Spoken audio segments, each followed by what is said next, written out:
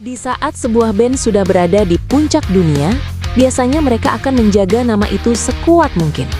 Tapi tidak dengan Green Day. Mereka justru pernah menghapus nama mereka sendiri. Tanpa pengumuman, tanpa penjelasan, dan hampir tanpa jejak. Inilah cerita dari Green Day yang diam-diam menghapus nama mereka sendiri.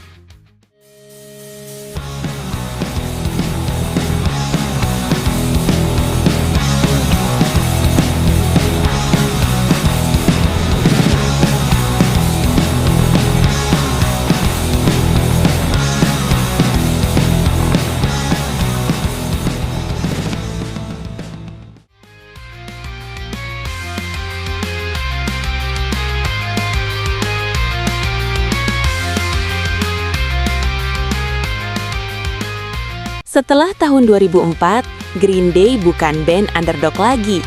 Lagu-lagu mereka membakar stereo di radio. Wajah mereka menghiasi televisi. Nama mereka diteriakkan jutaan orang di stadion-stadion besar dunia. Biang keladinya adalah album American Idiot. Album ini bukanlah sekedar album.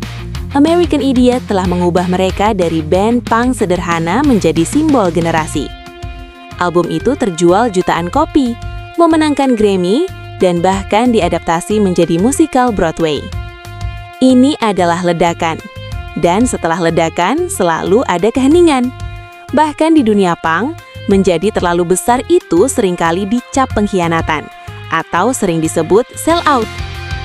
Tur dunia, penghargaan, tekanan, dan dibalik semua itu, ada satu keputusan aneh yang hampir tidak diketahui banyak orang. Green Day berdiri di atas dunia. Kesuksesan tidak selalu berarti kebebasan. Setelah American Idiot, ekspektasi terhadap Green Day menjadi sangat tinggi. Setiap karya harus lebih besar, lebih politis, lebih nakal, dan lebih spektakuler. Nama Green Day bukan lagi milik mereka sepenuhnya. Ia menjadi tuntutan, menjadi bayangan yang terus mengikuti kemanapun mereka pergi. Di tengah tur yang tak berujung, lampu panggung yang menyilaukan, dan sorakan yang terdengar kosong, kejenuhan mulai merayap pelan. Dan di titik itu, Green Day merasa kehilangan sesuatu yang dulu membuat mereka jatuh cinta pada musik. Bagi Billie Joe Armstrong, musik tidak selalu tentang ambisi besar. Kadang, musik hanya ingin kembali menjadi jujur.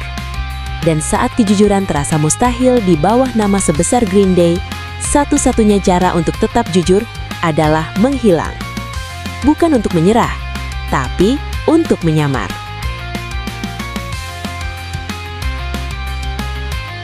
Tanpa teaser, tanpa konferensi pers, tanpa satupun pengumuman resmi. Di tengah hiruk-pikuk industri musik, pada tahun 2007, muncul sebuah band bernama Foxboro Hot Tubs. Bukan band besar, bukan pula proyek yang dipromosikan. Hanya nama asing yang muncul begitu saja di antara rilisan-rilisan lain. Tampilan yang berbeda, tidak rapi, tidak megah, dan tidak terlihat seperti band yang berasal dari stadion dan lampu sorot. Musik yang terdengar mentah, rock and roll cepat, kotor, penuh distorsi. Lebih mirip band garage daripada simbol generasi. Tidak ada logo Green Day, tidak ada klaim resmi, tidak ada wawancara yang menjelaskan apapun, dan tidak ada promosi besar-besaran sama sekali. Bahkan identitas panggung mereka pun berganti. Billie Joe sebagai Reverend Strychnine Twitch, Mike Dirnt sebagai Michelangelo, Tricool sebagai The Professor, dan ditambah 2 additional player Green Day. Seolah-olah mereka ingin berkata, lupakan siapa kami. Jangan cari nama besar. Jangan cari sejarah. Dengarkan musiknya saja.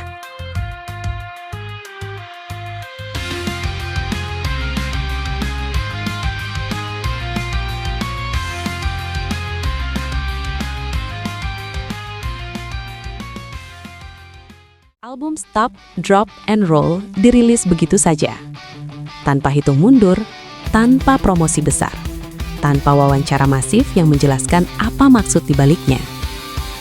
Bagi orang awam, Foxboro Hot Tops hanyalah band baru yang muncul dan lewat seperti ratusan band lain setiap tahun.